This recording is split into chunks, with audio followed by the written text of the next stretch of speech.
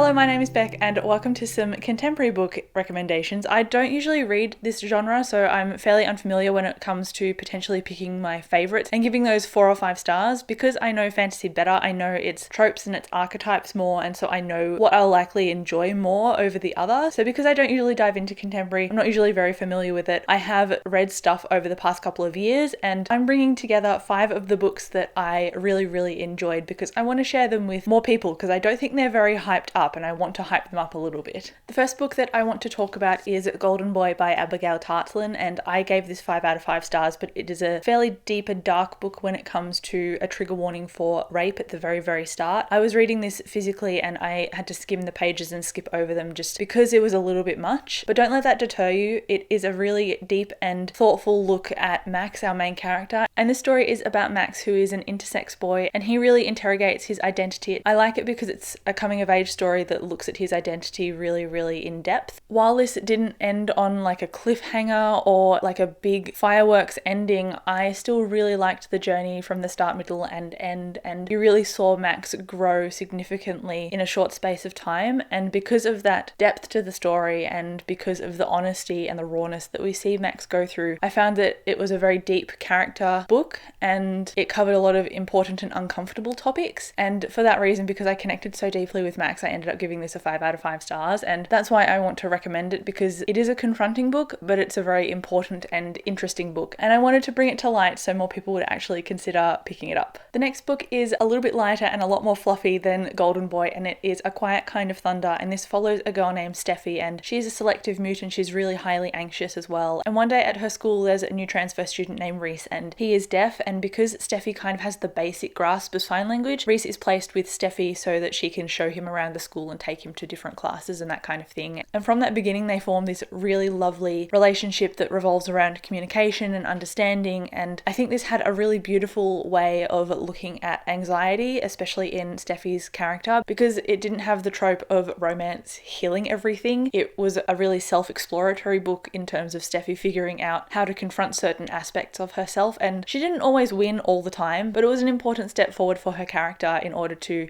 try things and see how they went, considering how significantly anxious she is. And usually in contemporary books that have a little bit of drama in them, I find that sometimes there is a miscommunication trope that comes to light, and that's what really frustrates me in a story, but that didn't happen in here. So miscommunication is when a character deliberately holds things secret or close to their chest so that the plot benefits, but it seems a little bit ridiculously out of character to do that when having a conversation makes more sense. And so that didn't happen in this book. I found it very open, and the characters talked or communicated about their alienation from certain aspects of life that they wanted to be part of, but because of the things holding them back, like Reese being deaf and Steffi having her selective mutism, they really connected in a very human way, and I really liked that about it. It was also really cute, and I laughed out loud a couple of times, and it was just beautiful. So would recommend this if you're looking for something a little bit more fluffy than what Golden Boy was. The next book is also pink, and it is also cute and fluffy, and it is Queens of Geek by Jen Wilde. I think I've talked about this before on my channel, but the basic premise is basically on the cover, and it's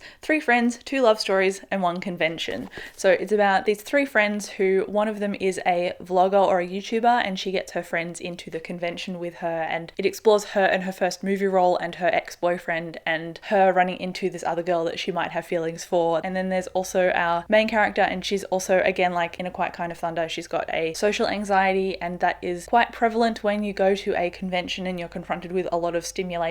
So it's about her and her close friend potentially getting together because they kind of have feelings for each other, but they have to tiptoe around each other. They're not quite sure what is going to happen and what's going to go on. And I just love that it was, yes, about love stories, but it was also, again, about identity and self-discovery. And I think I like romance in a story, but I don't like it to be the only thing about that story. I like that we had a couple of characters and a few different identity and self-driven plots, as well as the romance overall. And I also really like that this was set at a convention, because if you know me at all, then you know that I love going to conventions, kind of like Comic-Con, I guess. There's a whole bunch of stalls and creators and cosplayers and actors and authors and stuff, and I love reading about this nerdy culture in a sweet and fluffy young adult book. So if that's really your jam, then I think you'll really enjoy this. Also, Also, I forgot to mention, I believe that the main character is on the autism spectrum, so that's also something that I have never read in a book at all. So this is quite a diverse book if you're looking for a diverse read to kind of supplement the other stuff that you're currently reading as well. The next book that I want to recommend is actually a queer book as well, and it is The Dangerous Art of Blending In. Can you even see that cover because it's so bright?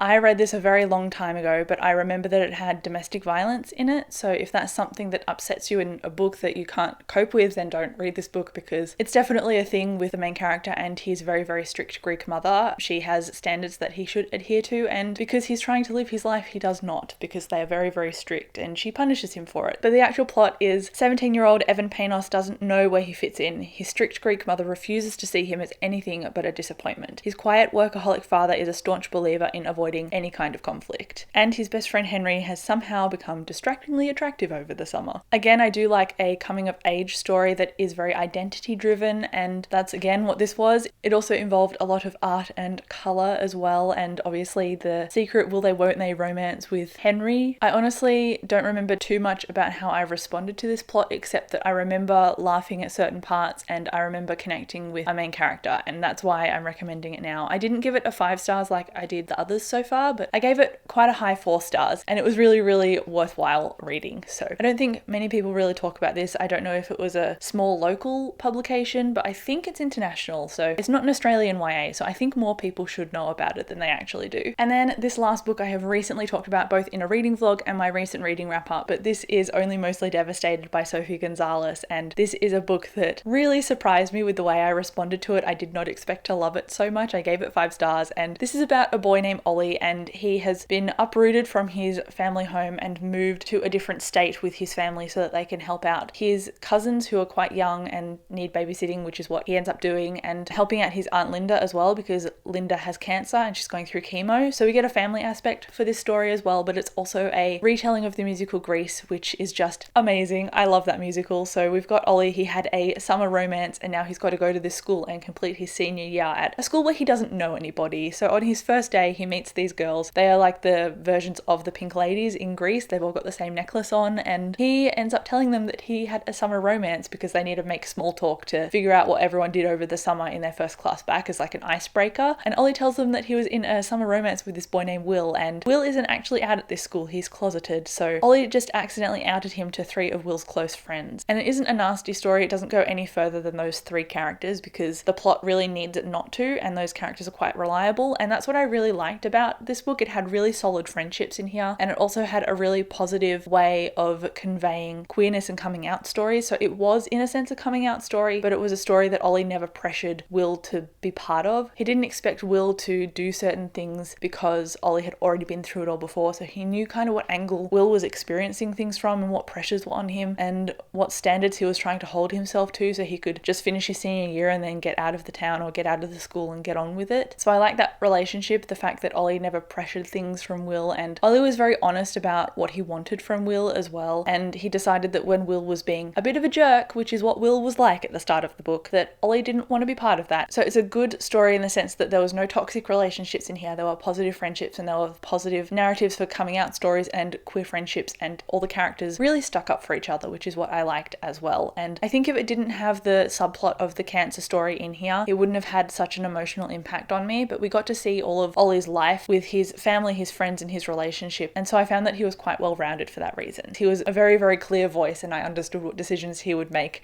and why he was making them, which is always a plus when you read a book. So this really came out of the blue. Didn't expect to love it, but that is my last recommendation for this video. So that is all of the books that I'm going to recommend for this video. Yes, they're contemporary, they're not really in my wheelhouse, but these are all books that I've really, really enjoyed. So these have proven that I do like contemporary. So if you have a contemporary you think I'd like, let me know in the comments. I'd love to chat to you. But thank you so much for watching this video. Don't forget to like and subscribe and all that cool stuff, but I will catch you in my next one. Bye.